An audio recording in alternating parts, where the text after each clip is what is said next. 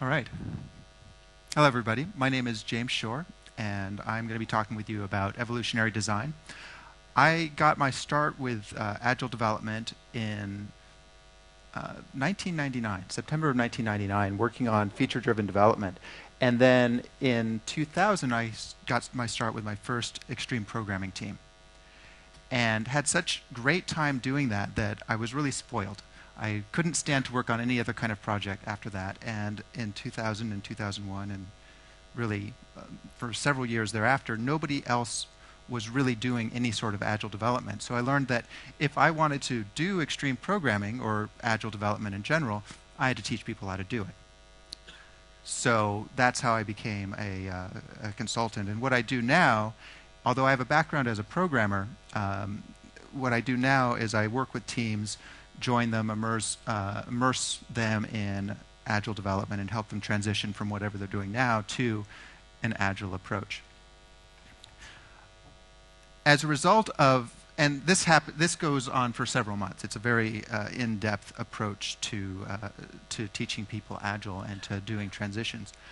And as a result of doing this sort of work, I've had the opportunity to get a really in-depth look at what people do when they're doing agile development. And that's why I want to talk with you about evolutionary design, because I think this is actually one of the really key practices in agile. And yet it's almost impossible to teach in a course. It's almost impossible to teach in a 60-minute session. And so you don't hear about it much. You don't hear people talking about evolutionary design. You'll hear people talking about test-driven development and refactoring, but not how you tie these things together into something that allows software designs to live for months and years down the road. So this is a brand new talk. I'm going to try to cram that level of depth into a 60-minute session. I don't know if it's going to work or not. We'll see. We'll see how it goes. So I'm going to start out with just giving you the 10,000-foot view of evolutionary design. And I'm going to start out by talking about traditional design. Traditional design, of course, we imagine what our requirements are going to be, and then we take a bunch of our smartest people and we lock them in a room and we say, come up with the design. What's the design for these requirements? And they come up with the design, and it's beautiful, it's perfect, it's square, and they're very happy with it. And then after a day or two or weeks or two or months, depending on how much analysis paralysis was going on, they unlock the door, they come out of that room, and they have their design, they present it to the team. Ah, the design, it's beautiful. And then they have to start coding. So requirements start coming in. And it's great, everything's fitting into the design, it's all working well. And then this happens. Something doesn't quite fit the design.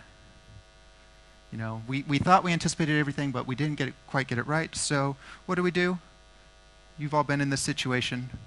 What do? You hack it in, yes. You just hack it in. No problem. That's okay, because most of our, everything just sort of fits. Mostly. Well, that's all right. We'll just keep going. But really, the design's perfect. It's beautiful. We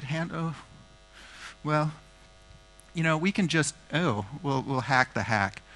And eventually, we've all experienced this. How long does this take? This is months. This isn't years. This is just a couple of months where you've got these accretions appearing on your design. And then after a couple of years, you can barely tell that there was a beautiful design.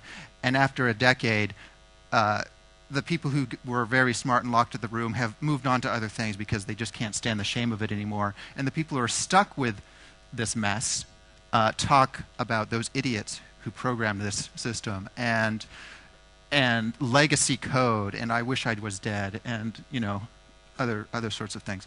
So that's traditional design. It's all very familiar to us. It would be great. It would work so well if we could just imagine the requirements perfectly, because we do create beautiful designs using this approach.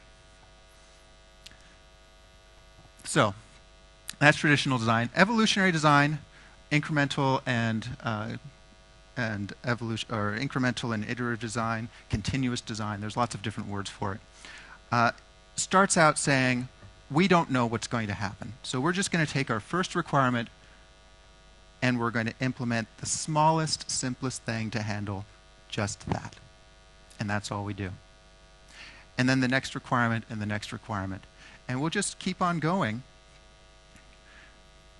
And eventually, and actually much quicker than I'm illustrating here, this is the 10,000 foot view, something comes in that's quite similar to something we've already done.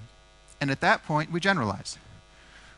We make our code a little less small, a little less simple, but a little more capable, and it handles both problems. And then we keep on going. And as more things come in that are similar to what we've already done, we just keep on going. And the neat thing about this is that you can go pretty much indefinitely, provided that you're really paying attention to keeping the design clean and small at every step of the way. You can just, keep on going. So, my wife is an optometrist. And when I sit in the optometrist's chair for her to check my prescription, she says, which do you like better? I'm showing you the letters. Which is clearer? Which is fuzzier? Do you like 1 or 2 better? So let me ask you, which would you prefer? 1 or 2? 1 or 2? Yeah. So that's evolutionary design. I think evolutionary design, having done it now for over 10 years, I think it works better than upfront design because it's impossible for us to predict the future perfectly. So I would use evolutionary design even when I had perfect knowledge of the requirements because, that's not possible. I would use it in a waterfall project. But in an agile project, we don't have the luxury of not using it. We have to use evolutionary design because in an agile project, we have to deliver our software from start to finish in a week or 2 weeks or maybe 3 weeks. But we're supposed to start at the beginning of the iteration with nothing, do all the design work, all the coding, all the testing, and be done and ready to ship, even if only to internal customers, after a week. And in that environment, it just is not possible to do upfront design. If you do try that, if you try to ship software in 1 week iterations, you will survive for about 2 or 3 years. And then your software, your code base will die because it will be so crufty that you'll have unending technical debt. And there's enough people out there now who have been doing just Scrum without bringing in any agile engineering practices that they're starting to experience that. Are any of you in the audience seeing that, where you've been doing no agile engineering practices, but you've been doing iterations for a couple of years? Nobody's willing to raise their hand. All right. There's a practical reason too. If we look at traditional approach, the waterfall approach, we build in horizontal layers, right? So we work on the database layer, we work on the business logic layer, we work on the UI layer, and then we ship. There's our value. But in Agile, of course, we are building one feature at a time and wanting to ship after each one. So that's just another way of looking at that same problem. If we're shipping every month, every couple of months, and we need it to be done and shippable in that time, then it isn't sustainable to not be doing design continuously as we go.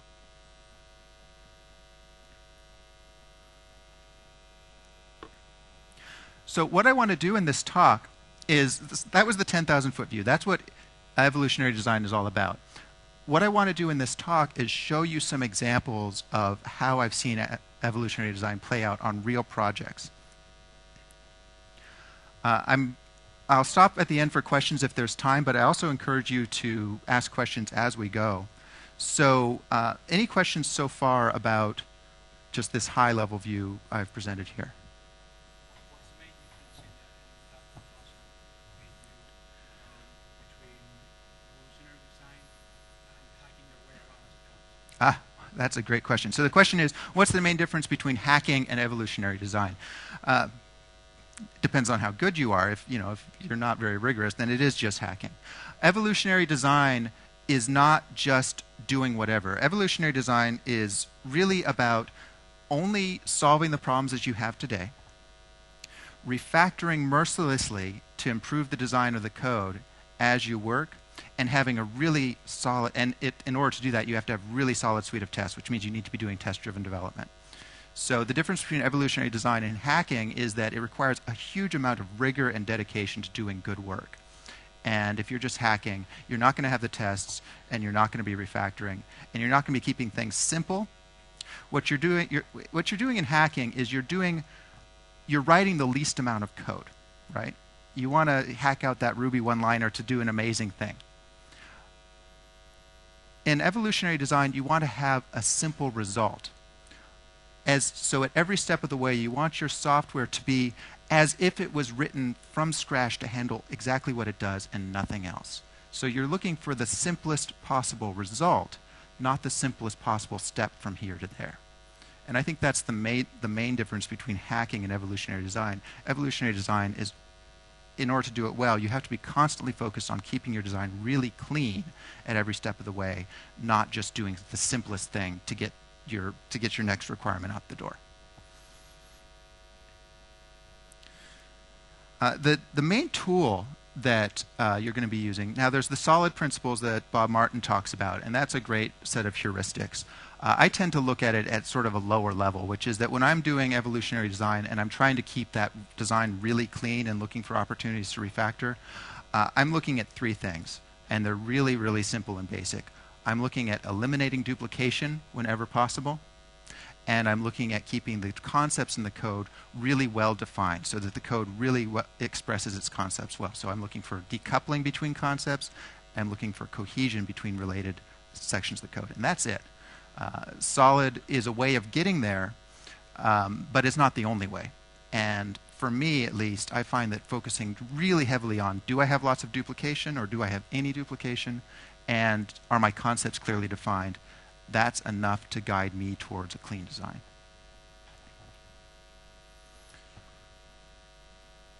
Any other questions before I get into the first example?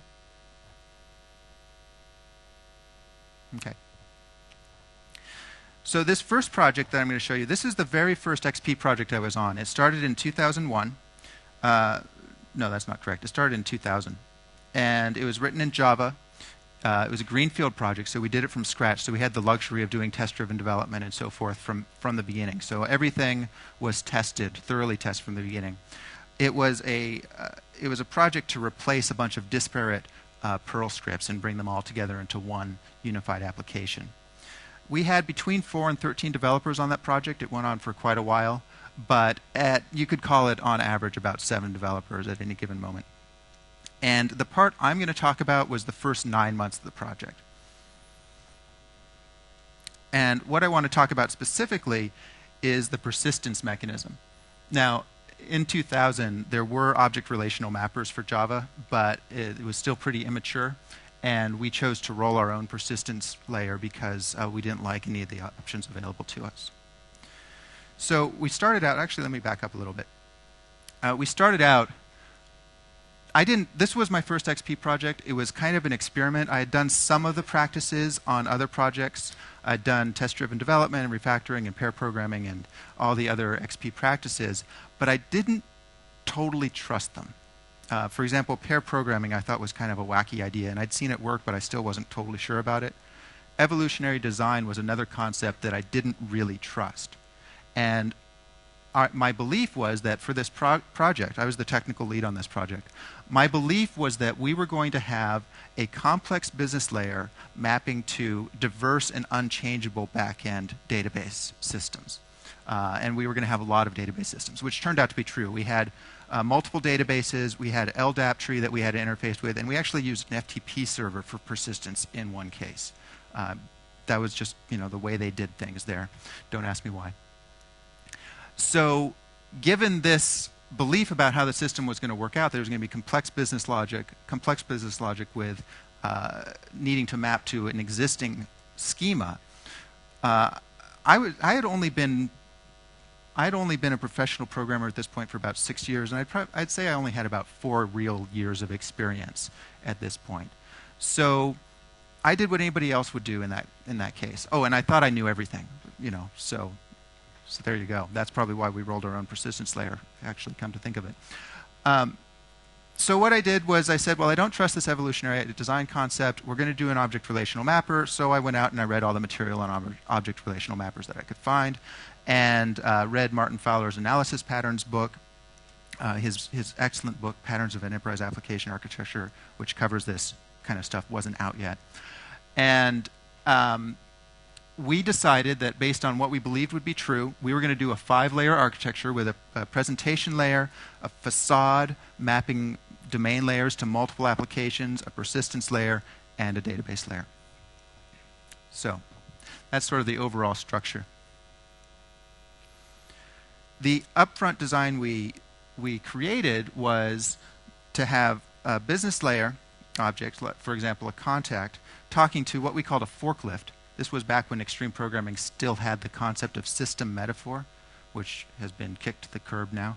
But this was our system metaphor, that we had warehouses and forklifts moving the data out of the warehouse and into the business objects. Yes, it was silly. That's why we don't do system metaphor anymore. And then down in the database layer, we had a database abstraction. And the idea was that you would call store on the business object, and it would tell the forklift to store itself, and the forklift would do the mapping to the various schemas that we needed to. So it would have the SQL in it, it would talk to the LDAP server, it would talk to the FTP server if necessary, and so forth. That was the intent. Immediately, we had our first experience with evolutionary design right away, because this design did not work in practice. We forgot that you can't just take data out of a business object and put it back into a business object without creating accessors, getters and setters for every single piece of private data that you have, which we didn't want to do. We wanted to have a really clean object design. So what we came up with was absolutely brilliant in that sort of, I'm ashamed to admit it, kind of way. What we had was, in Java, an inner class has access to the private variables of the containing class. So we created these things called persistence friends. Later on, we named them supervisor badges in an attempt to be more in line with our system metaphor. And, well, let me just show you, because it's a little wacky.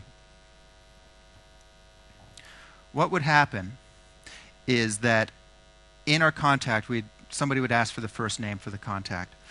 We would ask the forklift for that information, or to load the contact, and pass it our persistence friend. Because we'd instantiated an inner class, that inner class had access to our private data. Our forklift would load the data out of the database and then tell the persistence friend to set the private variable, which it would go do, and then we would return that private variable. Clear as mud, right? It was very, very clever. It was so clever that after a couple of months, upon returning from the OOPSLA conference, I was presented with an ultimatum by the team. They said, we hate these persistence friends. They don't make any sense. They're really hard to test. You've got a choice. Either they go or you go. That was our second evolution.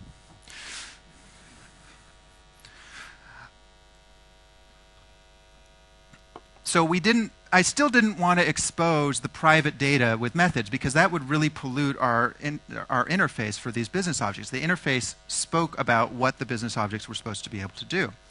And so what we did was, quite simple. We just made the variables public. So now, if you ask for the first name of the contact, it would tell the forklift to load it. It would load it out of the database, and then it would just set the data directly into the business object. And that's ugly, but it was better than the persistence friends, and we thought it was better than polluting our business object interface with a bunch of getters and setters that weren't actually appropriate, because we wanted to present a high-level interface to these business objects. And we actually kept up with that really well. We set a hard and fast rule that thou shalt not access the public variables of the business objects, and we did. We followed that rule. We only did it. We only accessed them in the forklifts, and it worked fairly well. So now at this point, we're about 4 months into the project. What's been happening is that as we come up with a new idea, we try it out for a while, and we live with it for a while before we realize something new. The public variables were actually working quite well. We were seeing, however, if we just set that aside for a moment, we were seeing that over on the test side of things, we were getting a bit of ugliness in our tests. It's really important that if you're doing agile development and you have tests and you're doing test-driven development, you have a lot of tests, it's really important to keep those tests as clean as your production code because you have to maintain the tests. And they become a maintenance burden if you don't keep them clean. So we were doing a lot of database setup in our tests. As I said, this was my first XP project. I wouldn't do this way now. I don't think a lot of database access in your unit testing is a good idea. But that's how we were doing it then. And we had this class called a test helper that did all that database setup for us. That was getting unwieldy. So this was a force that led to another major evolution of our design. We pulled those out into helper classes that were focused on each type of database table. And then fairly soon after that realized, well, this is very procedural. A cleaner, more object-oriented approach would be to actually have those represent rows directly. And once we did that, we were able to pull out the insert, update, and delete into a superclass and have the rows themselves be quite simple.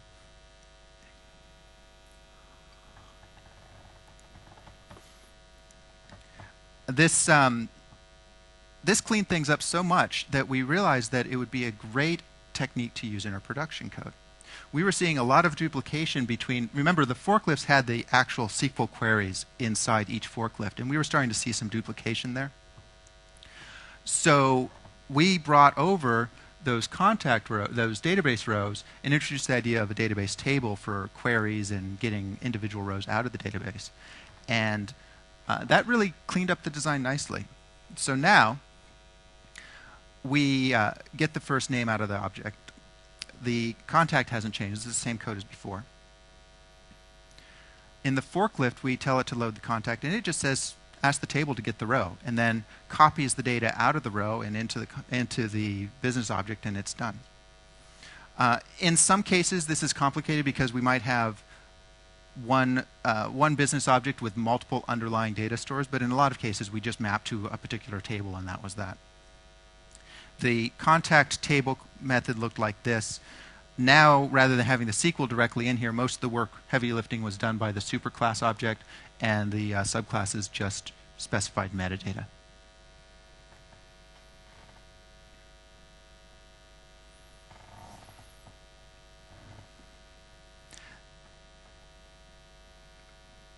At this point,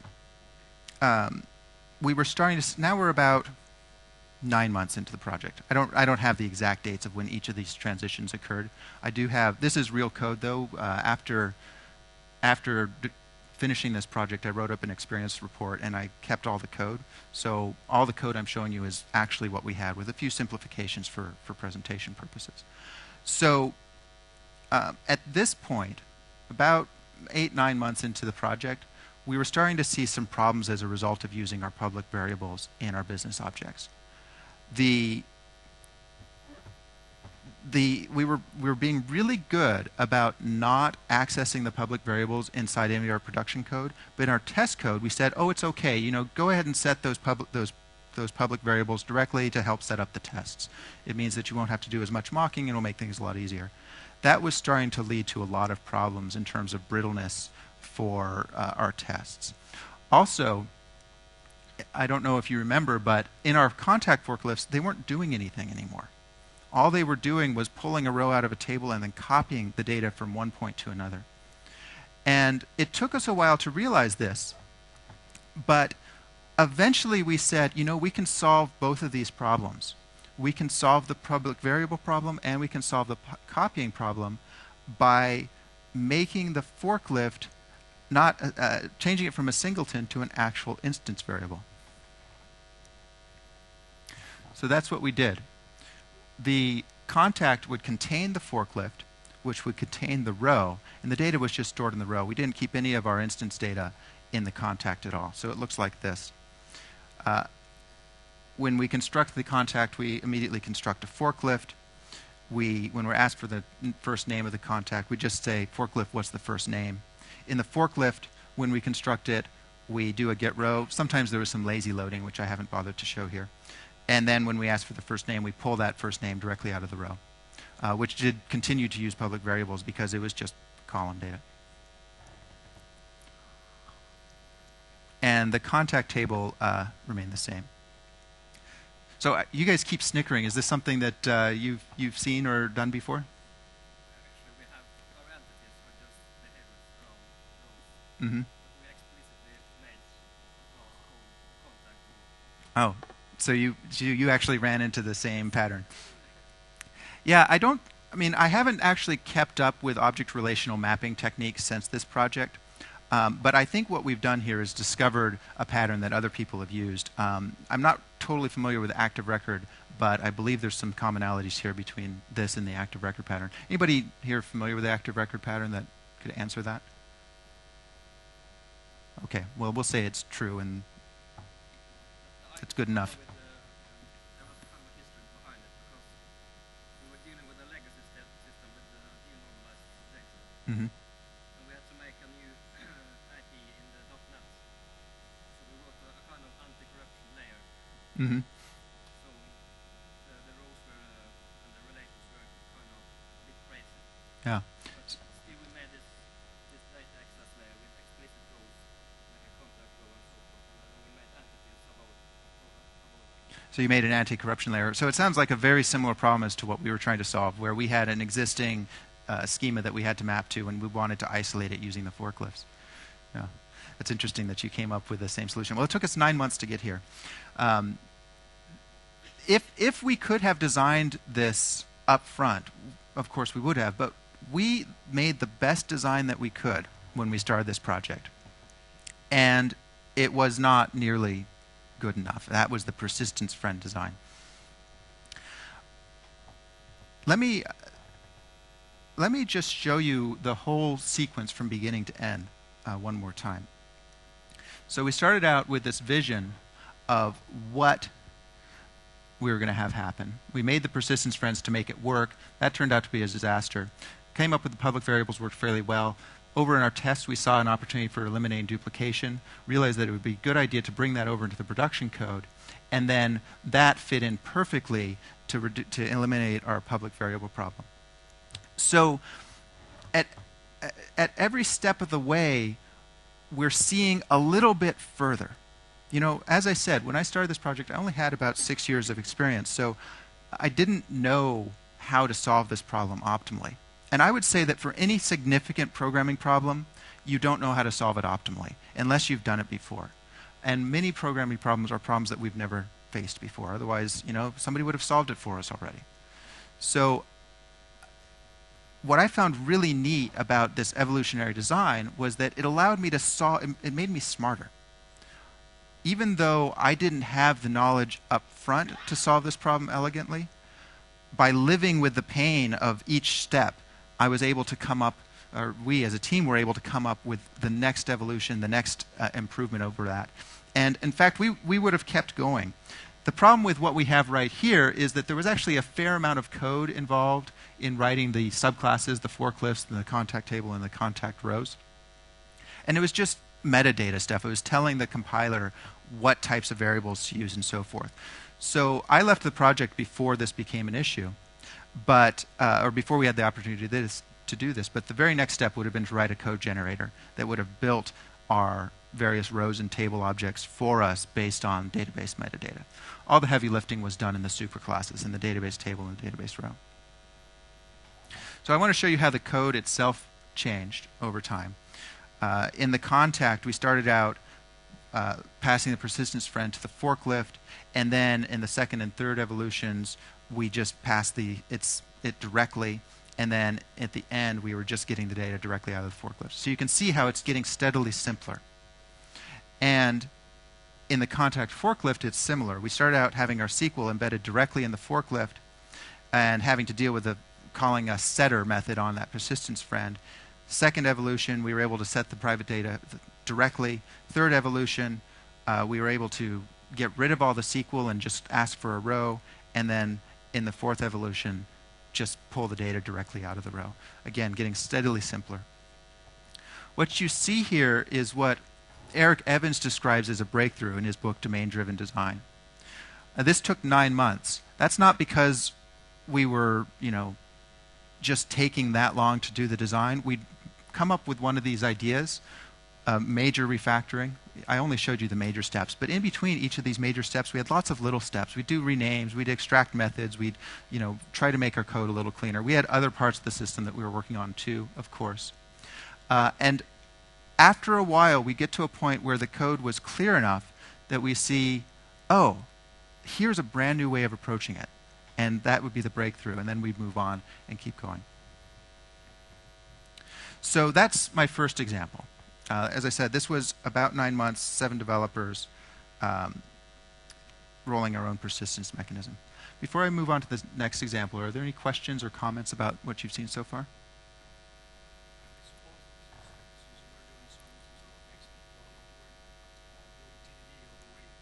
Yes, we were doing test-driven development the whole way through. Didn't you feel sorry for all the tests for the forklifts to go away? Like a lot of test code adjusts. So the question is, did we feel bad about the test code going away as we refactored? No, actually. I love deleting code. There's nothing I love more than deleting code, because there's a saying, it's Carter's compass. I think it was John Carter, although I'm not sure about that. He says, I know I'm on the right track when I'm adding functionality and deleting code. There's a really strong correlation between lines of code and defects and maintenance costs. So if you can reduce your number of lines of code, you're decreasing your defects, you're decreasing your maintenance cost. So it was great to delete code.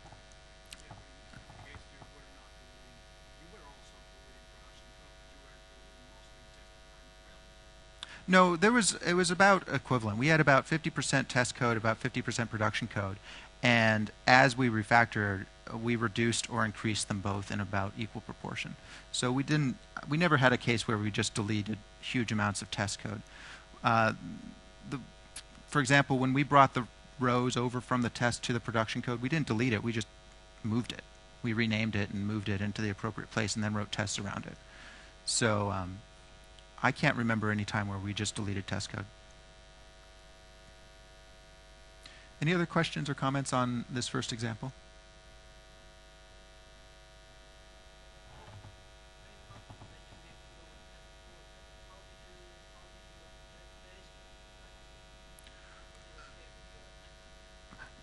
Were they okay with us deleting test code?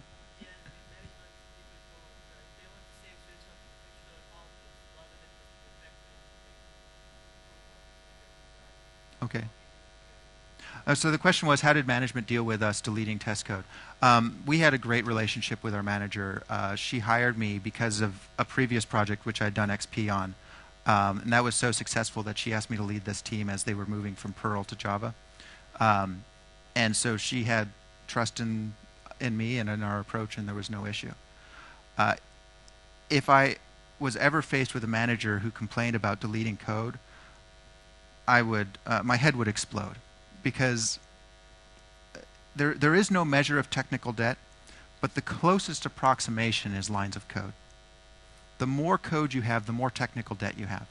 So if you can add functionality and delete code, you're doing a good thing. And any manager who doesn't understand that is creating damage by creating software that's too big. It's so easy to write huge amounts of code. What's hard is creating small code that does what it needs to.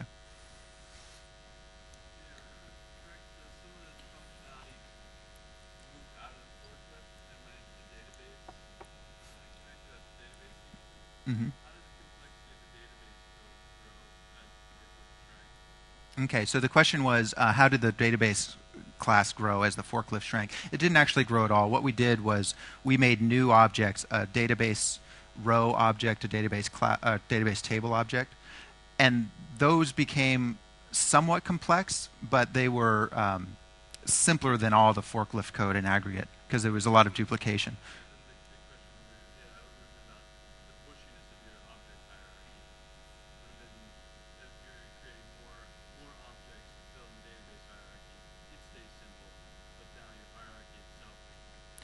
Yeah, so the question was bushiness of the database hierarchy. Yes, we had a lot of very, very simple row classes, for example, and even the table classes were quite simple. That's where we would put our custom queries, is in the table classes. So sometimes they were more sophisticated. But the rows were really just two methods. What are all the names of all the columns, and what are the data types of all the columns? And that was just a way of doing it at compile time. We could have pulled that metadata at runtime as well. But it was nicer for us to do it at compile time. Like I said, that was probably going to be our next step, either automatically generate those classes or do it at runtime. The bushiness of it, the fact that we had 30, 40, I don't remember how many, we had a lot of these classes for the various tables. That wasn't a problem at all. They were all very simple and very targeted, so we could just ignore them. And when we needed to look at how the contact row class worked, it was easy to find. All right. The next example I want to show you is from a project I was in charge of for about 5 years. This is in-unit ASP. It was a unit testing framework for ASP.NET. And it started out with one of the people who had worked with me previously on the Denali project, that previous example. He had started working on ASP.NET, and he created a really small, simple unit testing tool based on the way we had been doing our HTML unit testing in the Denali project. I started doing some ASP.NET work as well and contacted him, and he handed the source code over to me to maintain. When we started, overall, let's see. It started the project, the first release was in April of 2002, so it started shortly before that. The 0.1 release was in April of 2002. The last release was in June 2007. So it was over a course of 5 years that we worked on this project. I was the sole maintainer of this. I was probably the person doing most of the work on it. There was the normal assortment of open source contributors, maybe 10 or 15 people contributed code over the life of this project. But I would say most of the direction for the project came from me. And although it was over the course of 5 years, that was extremely part-time. I don't have any idea how much actual effort I put into it in terms of person hours, but I would go for months sometimes between releases. But the total amount of calendar time was 5 years.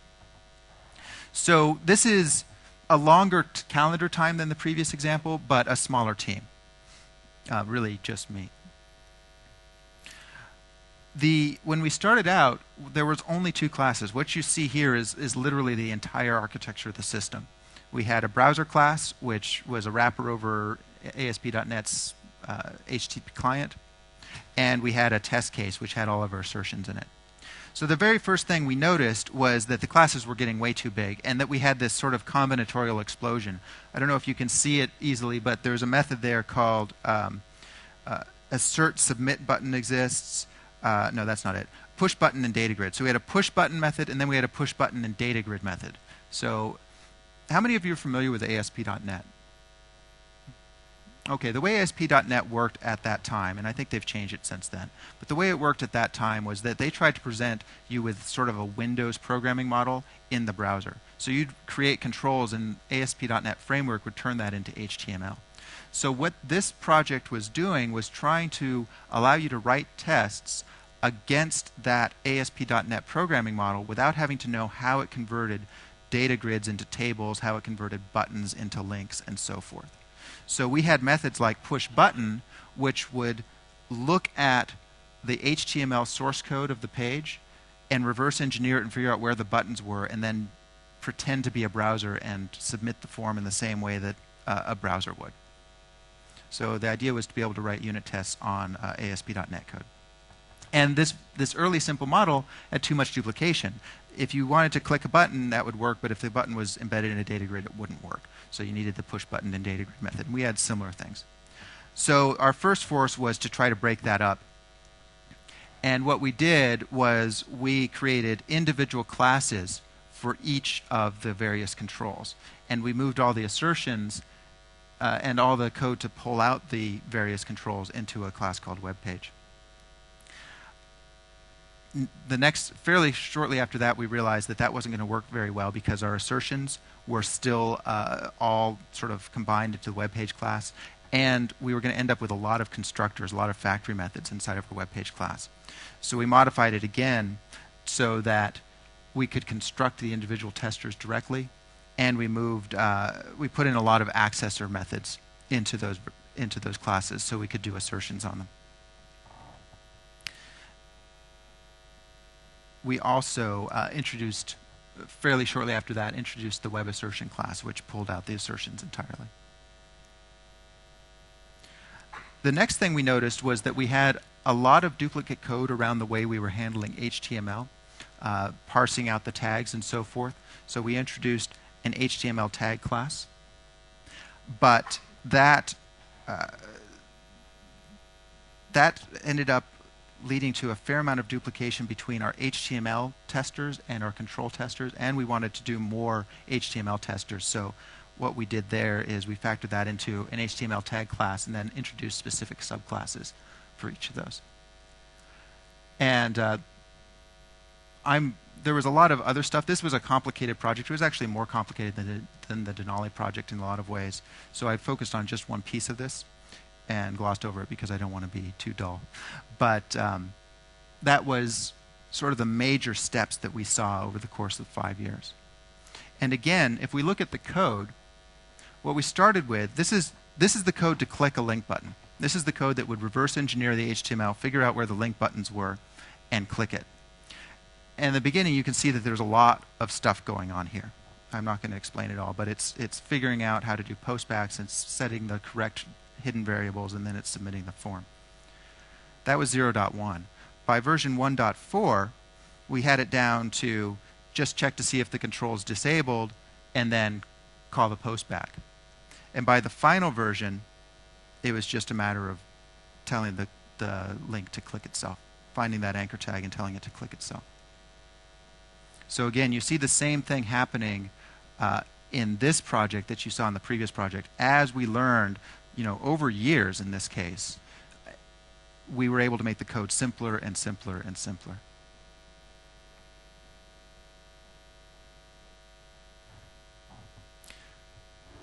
So any questions about that? I'm walking a fine line here. It's never that interesting to look at other people's code.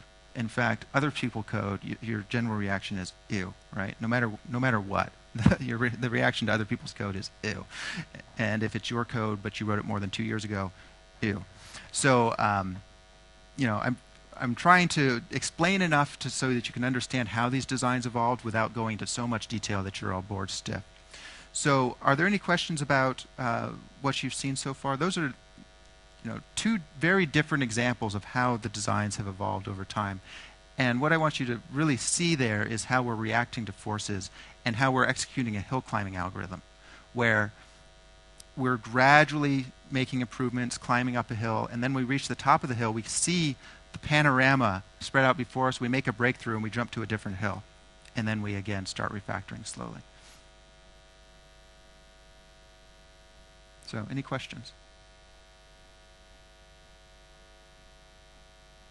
All right. We might be done a little bit early if there's no questions, but that's all right. It's last session of the day. Nobody hates to leave early on the last session of the day. So the next thing I want to show you, oops, that's not supposed to go yet. Next thing I want to show you is this. The very first project was about 18 months. The part I showed you was 9 months. It was average of 7 developers over that time. The next one was 5 years. This one is 100 hours, 2.5 days. But what's interesting about it, and it was only one developer, so it's me. Like I said, it's very hard to find examples of this sort of stuff because it requires so much time to really see the examples come out, and you have to have permission to talk about it, which is very hard to find. So But what's interesting about this example, even though it's only 100 hours, and even though it's just me, is that this is something I did as part of a screencast. It's called Let's Play Test-Driven Development. You can see the URL there on your screen. And so I recorded every minute of the development of this code, and I did in 15-minute increments, and I checked in after every 15 minutes. So I actually have a record of exactly how the design changed every 15 minutes. And so for the 100th episode of that series, I went back through the entire source code repository, and I made a video showing how the design changed over time. And I think this is kind of neat because unlike the other examples, which were earlier in my career, this shows how I now approach evolutionary design. My first experience with evolutionary design was one of not trusting it. What I've seen since then is that the results, if you're really paying attention to keeping your code simple and clean, the results of evolutionary design are so good that I actually do nothing else. I don't anticipate at all. About 5 minutes worth of anticipation is what I do. So I only build in just enough to allow me to write the next method. The class structure, the overall relationship between the classes, that all evolves as time goes. And that's what this 100 hours shows you. But don't worry, it's only going to be 3 minutes. That's what this compression of that 100 hours shows you, which is why I wanted to bring that up. So the application here is a little financial application. What I'm doing is projecting long-term savings for retirement planning. And started out saying, well, let's look at a single class, a savings account. This project's not done yet, by the way. So you're not going to see a complete application at the end. You're just going to see the first 100 hours. So I said, well, let's start with a savings account, see what we can see. First thing I did, put in some methods to manipulate that savings account. Realized that I was dealing with a year, not the whole savings account. Kept building that out. This is now a couple of hours in. Fairly soon, oh, you can also see how I'm reordering the methods too. That's why the things are moving around. About 2.5 hours in, I realized the need to start pulling out value types. So tax rate, interest rate, dollars. That's all what's come out there. And that was done enough that I could start building an application. This is a GUI-based application. It's in Java using Swing. So I needed a stock market table model to make the grid work in Java. And that's what you see me doing there. That drove the need for a stock market class, which forced me to come back to my core domain abstraction and build that in. You'll notice that I didn't start with any packages, but as the code got bigger, I realized the need for packages and I split it up according to what seemed to make sense based on what I had.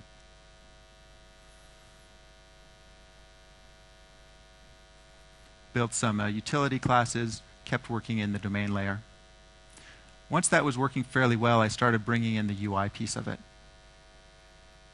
And that's that forecast table class. And then building the overall frame.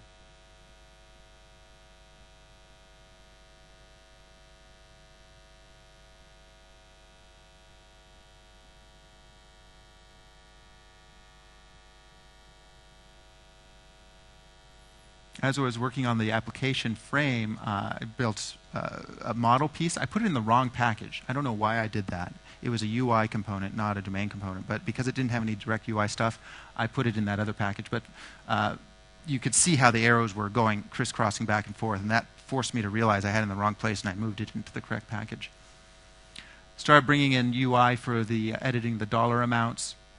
And that forced me to have to deal with what happens when somebody types in an invalid amount, which created this new structure on the right with a superclass of dollars and then the null object pattern to handle invalid dollars and valid dollars.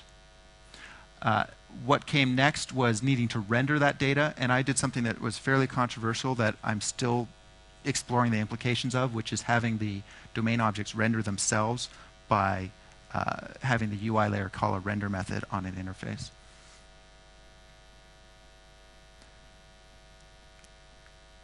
And that's where we are today. So it started out just one little class and then grew like that over the course of 100 hours. That is everything I have to show you. 3 different examples. I'm just going to let this run. One of fairly large-scale application level refactorings. Second, long-term project, and then third, very micro, how you can actually approach evolutionary design from the beginnings of a project. If you have more than one person involved, you need a fair amount of coordination, but that, again, is what agile development teams give you the ability to have if you're all in the same room, as we recommend. So, any questions before we wrap up? If not, I'm going to let you all go home early. I shouldn't have said that. Nobody's going to ask any questions now. All right. Any questions? Have you got any experience managing projects, products, software products that are Do I have any experience managing software products that are customizable? You meaning like having a business rules engine? maybe more complicated? I have been in. So there's a couple. So the question is, what about software product customization? I've seen two approaches to that. One is creating a business rules engine or buying a third-party business rules engine. Another is more in a vertical market where you've got a lot of customers and each of them have their own needs, and you're customizing it for them through a professional services department. Is that what you mean, or are you talking about more end-user customization?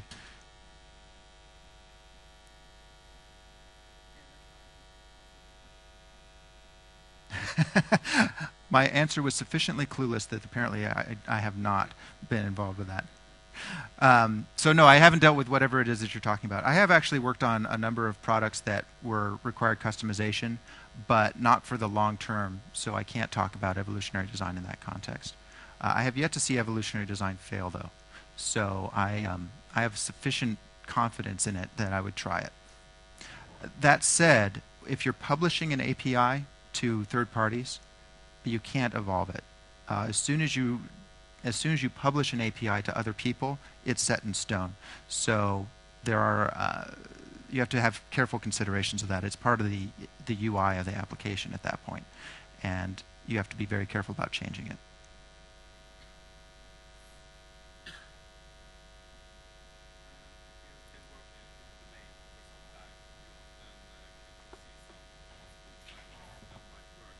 Mm-hmm. Should you try to make an initial sketch up front when starting new projects in a known domain? Or should you just let them all? Do you have any experience with how it works to sketch an initial design and try to follow that? The question was, if you have a lot of experience in the design in a domain, you can foresee problems, and should you sketch a design up front to accommodate those problems? I would say no, but there it goes. But the reason for that is that what I see with evolutionary design is that if you're doing a good job of keeping things simple, it can go in any direction. It's actually far easier to add code than it is to change existing code, and it's cheaper to add code in the future because your design gets simpler and your code gets cleaner over time. I mean, the overall design might get more pieces to it, but it tends to get easier to modify over time. So adding things to it later is actually cheaper than adding now, even if you get it right. And if you get it wrong, it's horrendously expensive because you have to take out not only the wrong code, but all the code that depends on that wrong code. That said, there's an approach I take called risk-driven architecture. You have a limited amount of time in your day to do refactorings. So there's infinite number of things you could improve in your system. No code is ever perfect. So the question is, what do you choose to spend time on? If you have a lot of experience in a problem domain, you use that experience to tell you what to improve. For example, on one of the projects I worked on, the customer was adamant that they did not want to do any internationalization, despite being part of an international company. We said, please schedule the internationalization story soon so that we can resolve this question. And they said, no, we're not going to do internationalization. And we knew that they would eventually want to do internationalization. So rather than building in internationalization into the software, what we did was we made sure that there was no duplicate handling of things that needed to be internationalized. We made sure that all the rendering logic was one place. We made sure that all the date formatting logic was in one place, so that when that internationalization story did come in, and it inevitably did come in, we only had to change one piece of the code. That's risk-driven architecture, anticipating where the changes are going to be and making sure that that part of the design is clean first. And so if it is clean, if there's only one thing to change, it's easy. For that internationalization problem, it was it took us a while to figure out how to do Unicode on the internet because this was still fairly early on. But once we figured that out, it was 5 lines of code to internationalize our templates and output them. Localization took longer, of course, but picking the right template was 5 lines of code, and handling user input was, I think, 2 lines of code, because all of our input handling and all of our output template choosing was localized in just one place. So that's risk-driven architecture.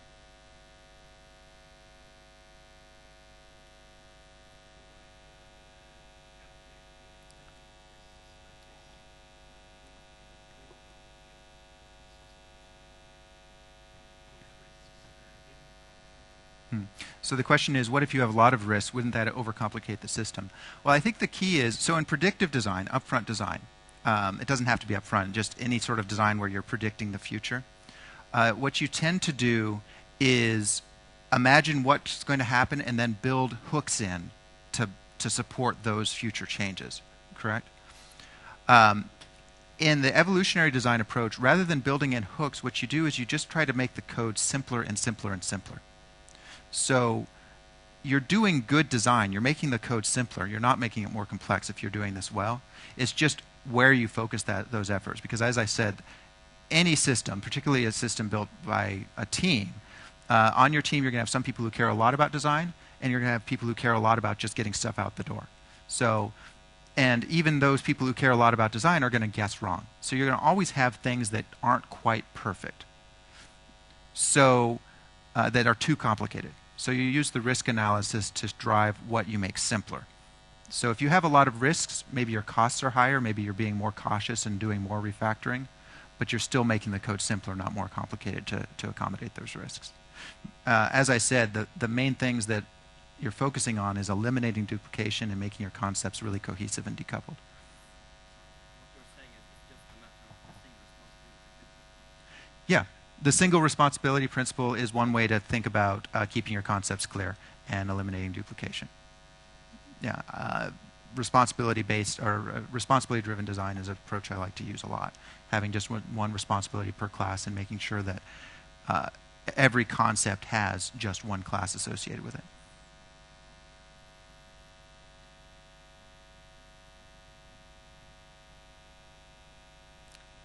All right. So that's evolutionary design. 3 examples of it. Thank you very much for your time.